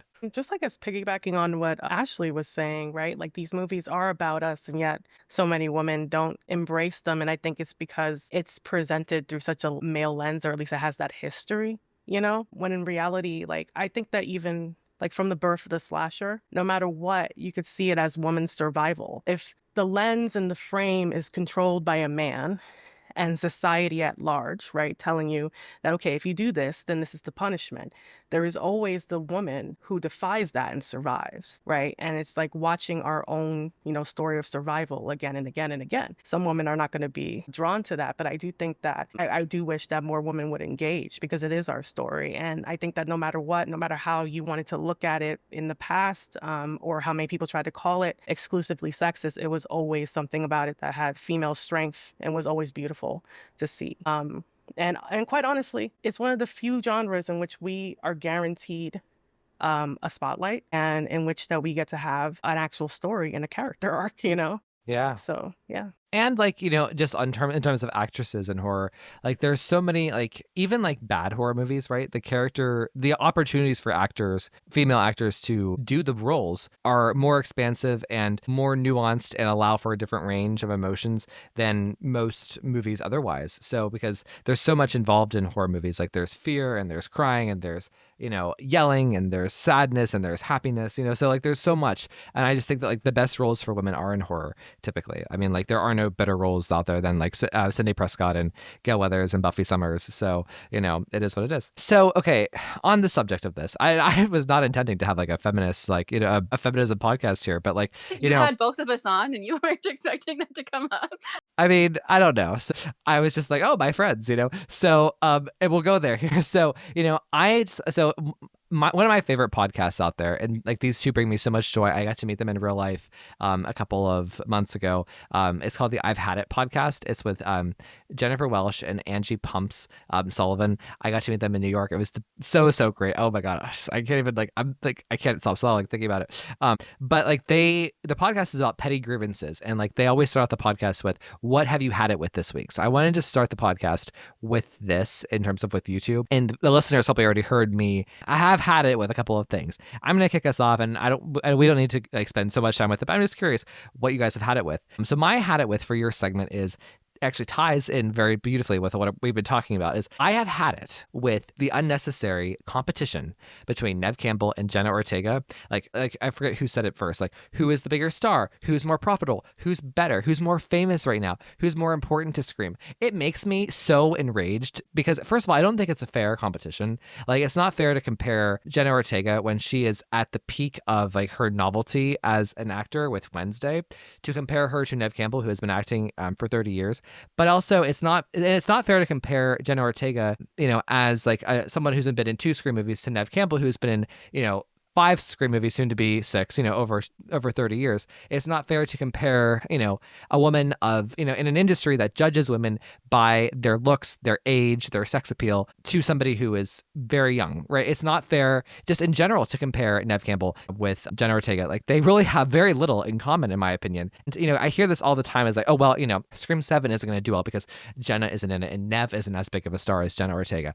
I would really love to know who actually went to see Scream 6 because of Jenna Ortega, that lets people have this belief that Nev and Jenna need to be compared in this way. Like, I don't think it's fair. I don't think it's necessary. I don't think it's right. I think it's stupid. And the people who say it, I feel, are very dumb, and they're playing into very old stereotypes about women. So yeah, that's my I've had it this week. Jess, what have you had it with this week? Sorry. Yeah, so I guess also I wanted to say, Ashley, thank you so much for your kind words. My mind was rolling and trying to respond to what you were saying, but yeah. Oh, you're so welcome. I meant it. Yeah, and you say that you are maybe not as articulate, but I don't agree. Like, I don't agree either. You guys are both equal. Yeah, I love our conversation. The last conversation we had too was amazing, and it was too short, so I'm glad to be here. Yes, thank you. So you're welcome. So like, what have I had it with this week? Yes. I don't know if you see me like obsessively like posting about The Last of Us, but like, I guess in mass media illiteracy is been getting me.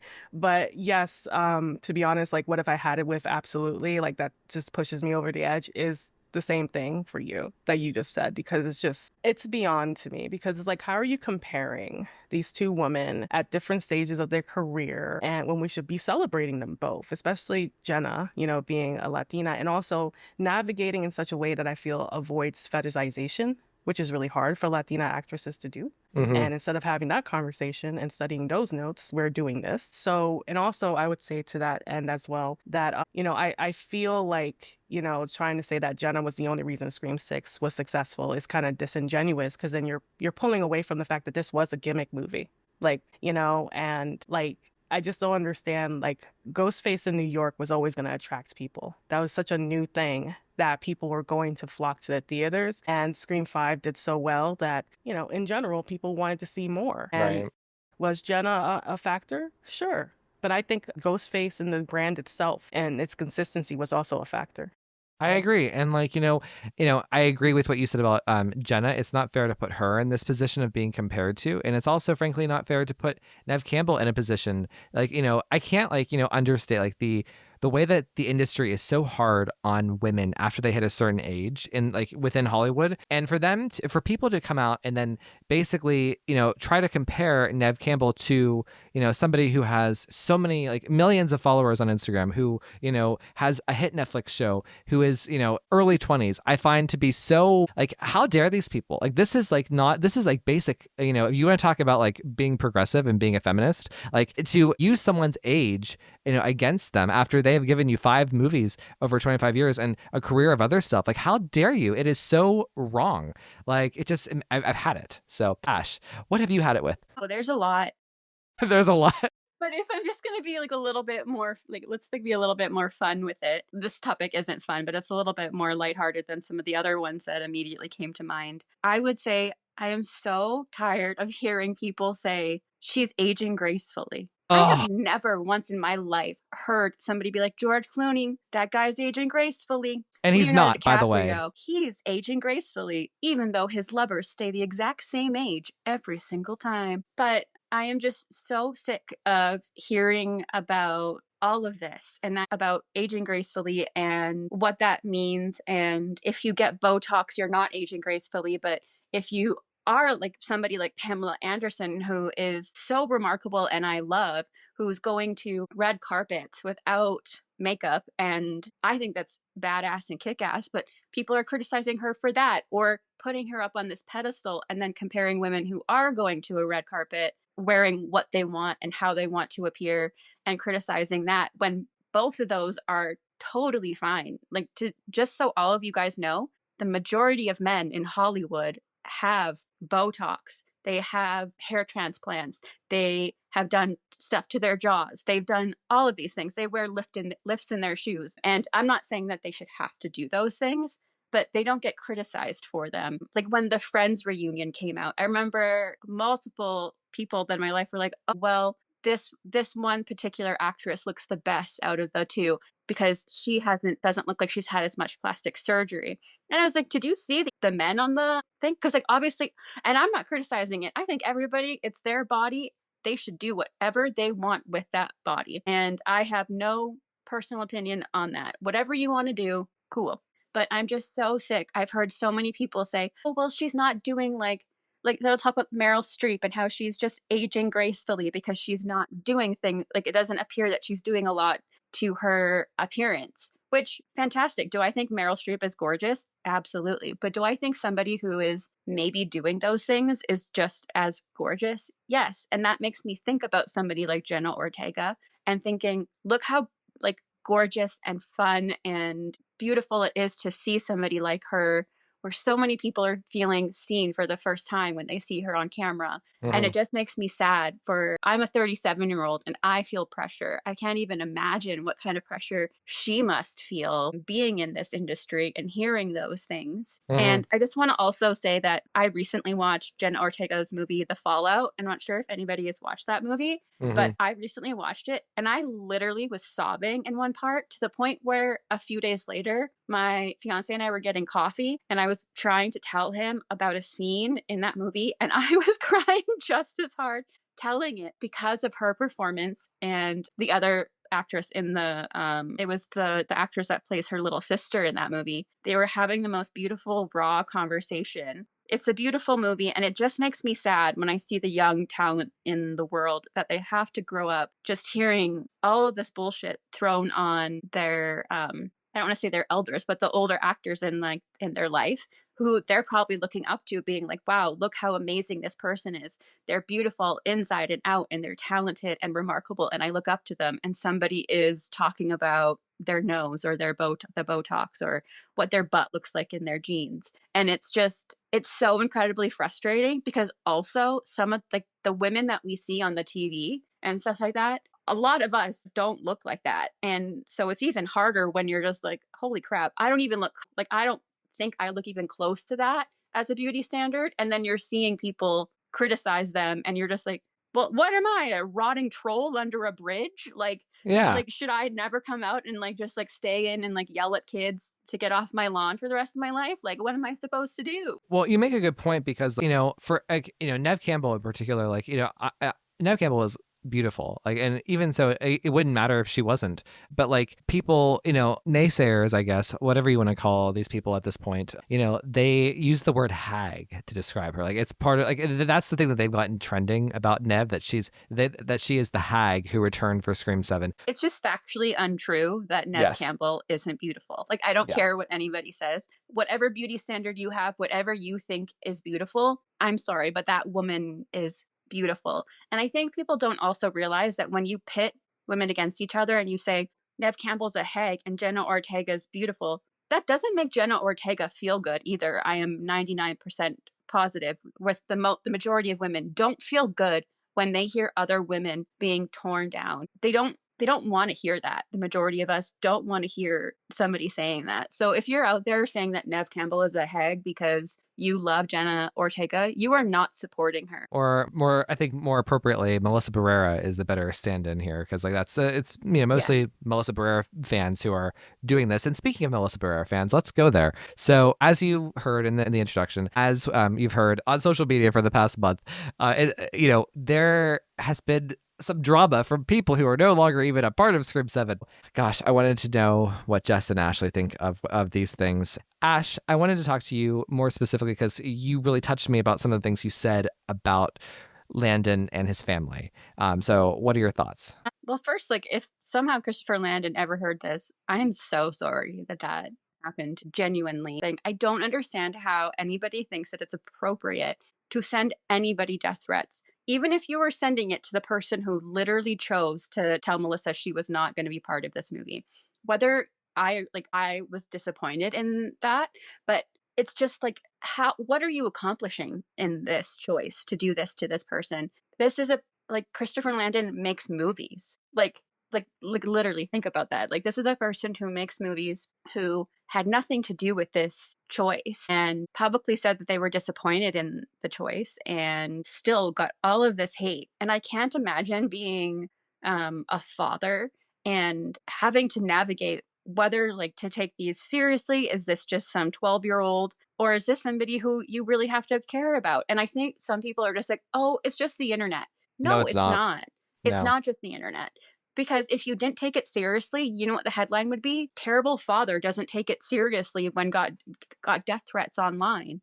How many stories do we hear of people being harassed online when things do go too far, and the person is then criticized and victim shaming occurs because they weren't able to take the steps to protect themselves? Christopher Landon is somebody in Hollywood who was still terrified and was able to contact the FBI. The FBI having to be involved because of Melissa Barrera. Because Melissa Barrera is no longer going to be in a movie is so incredibly disappointing. I can't even articulate it. It makes me so incredibly mad. And it also just I just can't imagine being a father or a parent and having to navigate somebody threatening you and then threatening your children. How is threatening children have anything to do with a movie? It's they became Ghostface. It's they became Ghostface, and we're let me actually like, what are you doing? Imagine anybody saying anything to me online where I would be like, you know how I'm going to respond to this is with a threat. I want to hear from Jess now. Jess, what are your thoughts on Landon before we move over to Jenna? Well, I think it's just so disappointing, but also enigmatic. Like it's so like it really puts into a bottle like what's wrong with society nowadays, and also fandoms. Like, you know, like everyone's within this binary. Yeah. There's no middle ground. It's all black and white. And because there's so many young people online, it's even worse because, you know, their brains aren't as developed or whatever. So I feel terrible for him because this is like a dream job for him. And not only can he not do it, not only is it fucked as soon as he gets on, right? Because his lead actress gets fired, etc. But like, well, he said, well, beforehand, whatever. It's just like the movie was in disarray. Let's just say that. Sorry. But like, and then he receives death threats and he's like rejected by the same community he was already a part of as a fan. But like, you know, I find it very, very, very disturbing simply because like this is just not normal behavior and it should not be rewarded or approved of. I think that we need to step away from this sort of binary of existence and fandoms and come into real life. This used to be a fun fandom. It used to be cool here. We used to be fine, you know? Well, I think that we still are. I think the people who are here are cool and fine. I think that it got really out of hand, and I think that I hope that the people, like the toxic parts of the fandom kind of got filtered out through this process. And I think something you just said really hit me really hard, which is rejected by the same group he used to be a part of. I have talked ad nauseum about Landon before and probably after this. So I want to move on now to Jenna, because one thing Christopher Landon kind of said is that Jenna, he confirmed what has been out in the ether, that Jenna, after Scream 6, that she was just done with Scream 7. She didn't really want to do it. Radio Silence was also out. So you can kind of read her statement to say that she's talking about Radio Silence. However, she specifically names drops Melissa. And it's just very unfortunate for her that Christopher Landon's statement came out the next day and kind of contradicted her. And I'm not saying she's a liar. I'm not saying that he's a liar. I think that both of these things can be true at the same time. But at the end of the day, it just does not reflect well. So, Jess, what are your thoughts on what Landon had to say about Jenna basically being out from the beginning? Yeah, I find that to be, well, first of all, so messy, right, for Jenna. But, you know, I find that to probably likely be the case, right? Like, I don't think that you just fire your lead actress out of nowhere. There must have been some sort of tension, some sort of like, okay, this is not working out. And so I can buy that she was out beforehand. So, and again, like, we would never really know what's true, what's not true. Maybe even Jenna misspoke in some way. You know, she said it's not going to be the same team, and maybe she felt like, you know, like to her, maybe, you know, just to reflect that, she said Melissa or something like that. Or maybe she felt that Melissa was going to be taken out of the project, and so she was okay with not, you know, making her schedule work or whatever. Who knows? But it really does, like I said, it looks bad on Jenna's part, because I think that at this point, Landon is far more sympathetic here, simply because like Jenna didn't come out and say anything like she was in support of Melissa after.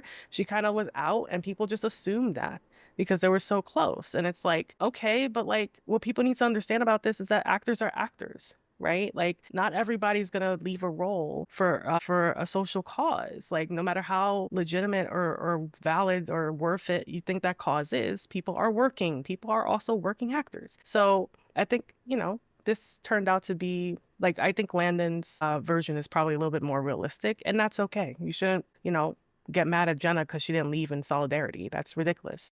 I think that both things could be true at the same time if you squint. Like, maybe there was Melissa drama with the studio at the time of Scream 6, you know? Maybe she is telling the truth. If there was like, you know, tension between Spyglass and Melissa at the, you know, around the time of Scream 6, and Jenna just decided, I'm not coming back for this, you know, I'm not doing this again. I mean, that could be the Melissa stuff, as Jenna so eloquently said, and left a lot of room for interpretation. So I don't know. And again, I don't want to, like, you know, sway anybody either way, but I do believe Landon, because I was told this by people who were in the know, different people who aren't connected to each other at the time, like in the fall last year. So, I mean, I was basically told that Jenna she wanted to move on, and she wanted to get her Mikey Madison type of a moment, like how Mikey Madison just won Best Actress for Honora. I think that Jenna was tracking for like bigger projects, and like, I can't blame her. You know, everyone's in the business for themselves. So, you know, I do believe that Jenna was probably out sooner than, then she probably led on with that Melissa comment. But again, I don't think that it's determinative because it's very mysterious in the way that she phrased it. It's very vague. So it's hard to say. And I think that had Jenna not said anything the day before, she, Landon's story would have just gone along with the normal discourse that we already kind of assumed that she wasn't going to be back for 7 anyways. Ash, what are your thoughts on everything Jenna? Well, I'm a huge Jenna fan. I love her. I have enjoyed her work for quite a while, and I'm so excited for Wednesday, and the trailer just came out today. I just feel like there's probably some nuance here. I feel like there's so many things that go on behind the scenes, and like I don't know many actors, but I know people who have agents and PR reps who help them book things, and I know that sometimes things isn't super clear and they don't necessarily know every single thing that's going on when it comes to booking. But also I think there could be some grace here when thinking about the fact that Christopher Landon was getting death threats, and so maybe in this interview she just got nervous and just wanted to say like that she supports Melissa because she doesn't want to be getting 100,000 death threats every day. And probably true. I agree with that. I'm not gonna fault her for wanting to move on from Scream. I think she gave us 2 fun movies, and I liked her performances in both. And if she didn't want to be no matter what it was, if she didn't want to be in a movie before or she didn't want to be in a movie after the decision with Melissa, I totally understand why she would have that perspective no matter what. And as a young woman, I think that she needs to figure out what she feels best is for her. And I think that every interview needs to be taken with a grain of salt when it comes to things like that, because everything can be misinterpreted or taken out of context in some way. And so until I see her sitting down saying exactly what she thinks and Christopher Landon debating her, and then bringing out receipts like some YouTube snark video, I don't really it's just okay, best to both of them. I hope everybody has careers that they hope to have, and I just wish them all the best, to be honest. I'm just we can have fun and Scream and still have support for people who were involved in the projects before. And I think that that's part of the, my friend Matt Emmerich recently, he said on his podcast, it doesn't really matter who's telling the truth, who's not telling the truth. They could be both telling the truth. It doesn't matter. That Jenna Ortega has Wednesday season 2. It's going to be a huge hit. Scream fans, we get Nev Campbell back. We get Kevin Williamson.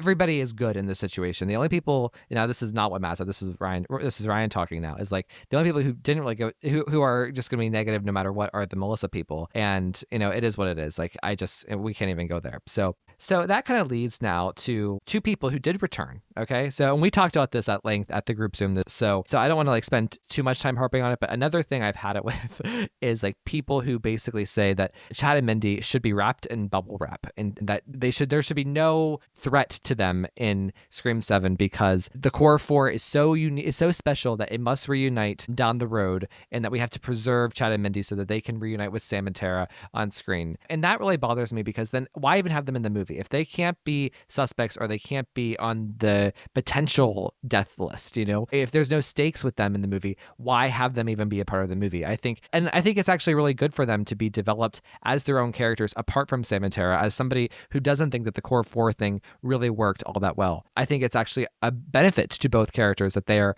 under different writers and directors this time, representing Randy Meeks, right? And Chad kind of being the new leading man of Scream, separate from Sam and Tara, because I actually don't think that Jenna is going to come back. I don't think Melissa will ever be asked back. And I think that we should enjoy these 2 characters for what they're worth. And if one of them dies, one of them dies. So that's just the way it is. So Ash, how about you give a quick answer, then we'll go over to Jess, and then we'll do the Taylor Swift song of the day. Yeah, I think it's just silly. If you're going to be in a horror movie, there's stakes to it. There's stakes for everybody. I think it would be really boring if we knew that they weren't going to be in it. But also, I don't want to sound like a negative Nancy here, but if Sam and Tara, if we're thinking of them as characters right now, and they're not being affected by Ghostface, Sam is never going to let Tara go anywhere near where that stuff is happening again. Then They both, I feel have developed enough to be yeah, no, we're out. We're done. I don't think that they're running back to protect anybody. I think they're both logical women who would be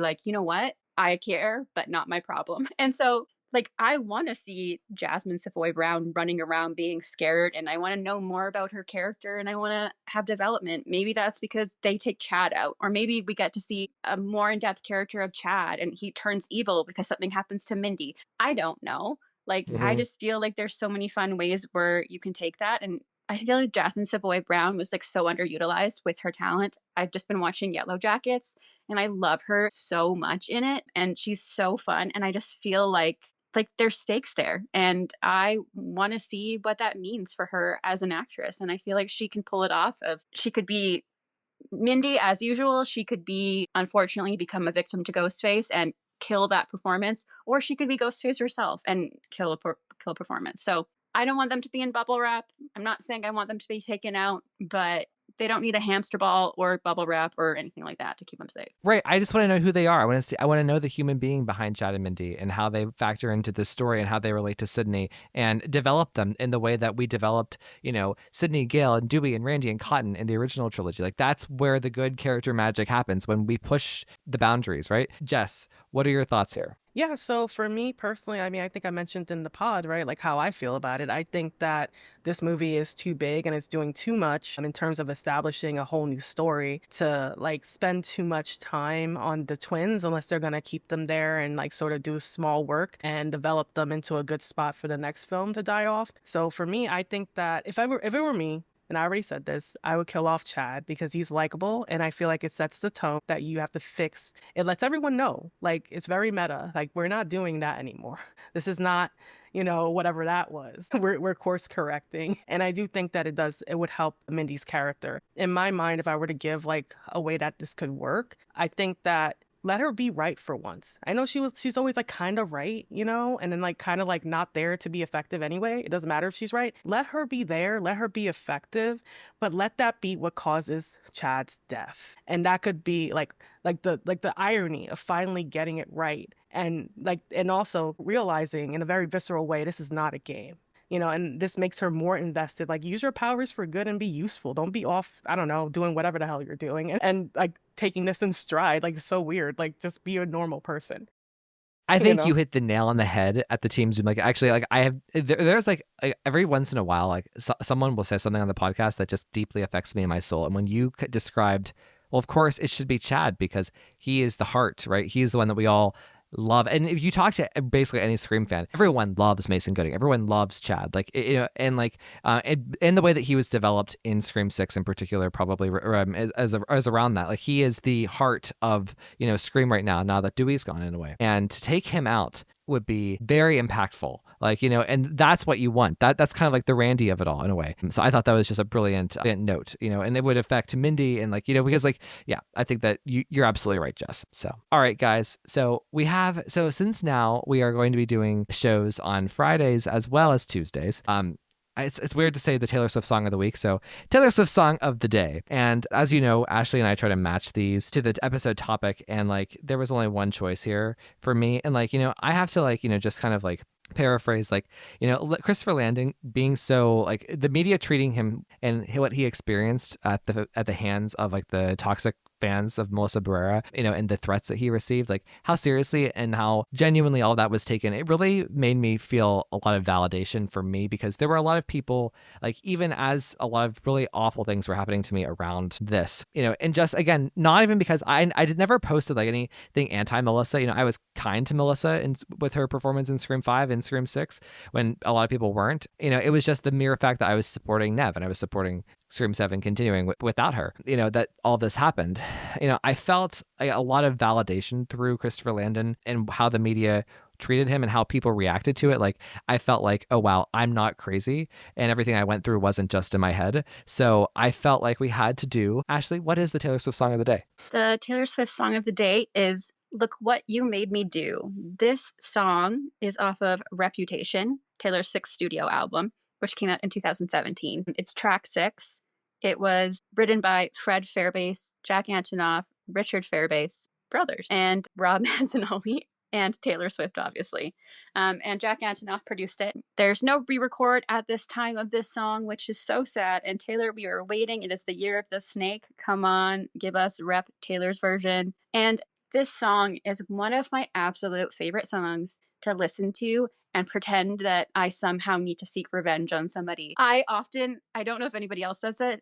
There are songs that immediately put a music video that doesn't exist in my head. Like I immediately can see what is happening through a song. I can immediately like picture what's going on. And this song like literally inspired me to write a chapter of a book that I literally wrote a chapter of a book just based on this song. And it is, I don't know if there's any Game of Thrones fans in here, but this is Arya Stark's song. This is about being pissed and not caring about telling it about it. I love the line, but I got smarter, I got harder in the nick of time. It's just also like such a badass, like inspirational song. But yes, Ryan, I could keep talking for hours, so I could let you say something. No, I mean, like this, first of all, I love Reputation, and like last year was my Reputation era, right? I mean, in so many respects, and I related to a lot of the songs on Reputation, but like, you know, it's weird because like, and the reason I feel like, you know, I think Christopher Landon's story kind of hits home, and like everything that both you and Jess said today, like it's not normal to send death threats and to like, harass people into deleting their Twitter, which I think is what people really wanted from me. I think the Melissa people they were just trying to haze me off of social media